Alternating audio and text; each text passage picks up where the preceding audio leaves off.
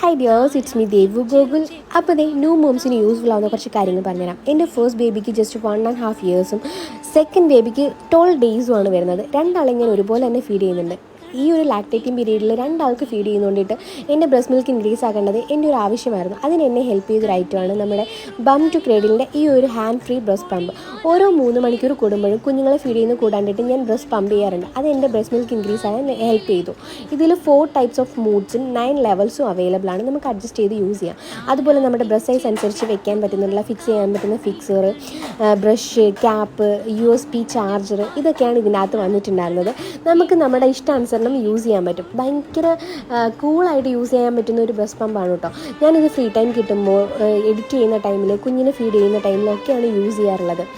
ഞാൻ പറഞ്ഞ പോലെ ഓരോ 3 മണിക്കൂർ കൂടുമ്പോഴും ബ്രസ്റ്റ് പമ്പ് ചെയ്യുന്നതുകൊണ്ടിട്ട് തന്നെ എൻ്റെ ബ്രസ്റ്റ് മിൽക്ക് ഇൻക്രീസ് ആകാൻ വേണ്ടിയിട്ട് ഹെൽപ്പ് ചെയ്തിട്ടുണ്ട്.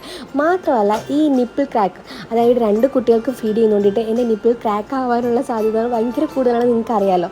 അതിൻ്റെ വേദന, അതുപോലെ പാല് നിറയുമ്പോൾ ഉള്ള വേദന, ഇതൊക്കെ മാറാൻ വേണ്ടിയിട്ടും എന്നെ ഹെൽപ്പ് ചെയ്തിട്ടുള്ള ഐറ്റമാണ്. നിങ്ങൾക്ക് ആർക്കെങ്കിലും പർച്ചേസ് ചെയ്യാൻ താല്പര്യമുണ്ടെങ്കിൽ ലിങ്ക് ഒന്ന് കമൻറ്റ് ചെയ്തിരുന്നാൽ ആദ്യം ലിങ്ക് ഞാൻ ഷെയർ ചെയ്തേക്കാം. ഞാനിത് ആമസോണിൽ നിന്നാണ് പർച്ചേസ് ചെയ്തിട്ടുള്ളത്. മാത്രമല്ല ബം ടു ക്രേഡിലിൻ്റെ പേജ് ഞാൻ മെൻഷൻ ചെയ്തേക്കാം. നിങ്ങൾക്ക് ആർക്കെങ്കിലും താല്പര്യമുണ്ടെങ്കിൽ അതും കൂടെ വിസിറ്റ് ചെയ്യുകയാണെന്നുണ്ടെങ്കിൽ കൂടുതൽ ഡീറ്റെയിൽസും കൂടുതൽ പ്രൊഡക്ട്സും ഒക്കെ അറിയാൻ പറ്റും. അപ്പം യൂസ്ഫുൾ ആയിട്ടുണ്ടാവും എന്ന് ഞാൻ വിചാരിക്കുന്നു. അപ്പോൾ thank you for watching. Love you all. By.